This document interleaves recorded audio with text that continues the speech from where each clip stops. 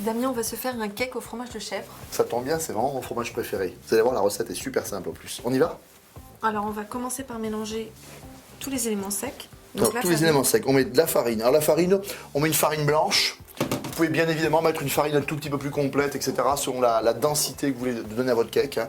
Vous mettez la farine que vous voulez, d'accord? Après, La levure.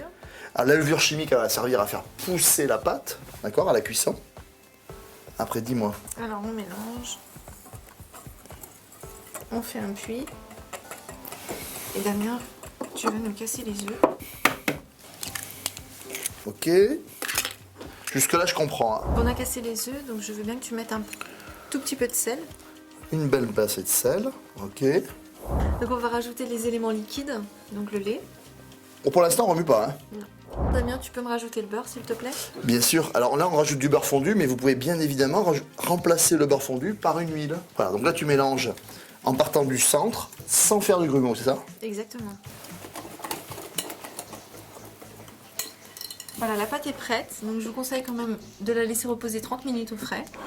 Maintenant, on va réaliser notre cake aux chèvres. On va mettre du chèvre. Là, on a mis du chèvre bûche, mais on peut mettre un petit peu tous les types de chèvres que vous aimez, d'accord? On va mettre un tout petit peu de tomate confite. On va mettre soit du poivre du moulin ou alors un petit peu de piment d'Espelette, là, vous voyez, pour que ça pète un tout petit peu. C'est le bonus.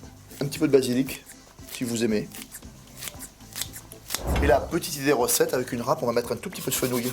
C'est comme ça. Moi, j'aime bien le fenouil et chèvre, ça va bien ensemble. C'est très parfumé.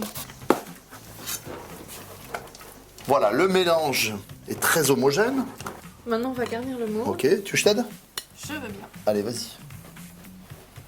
Maintenant, notre moule est rempli aux 3/4. Il nous reste À le cuire. Figure-toi qu'on va même le cuire.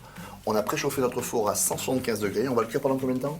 45-50 minutes. Voilà, on vérifiera, bien évidemment, la cuisson avec la pointe d'un couteau. Si elle ressort sèche, c'est que c'est bon. J'ai très très faim, on y va très vite.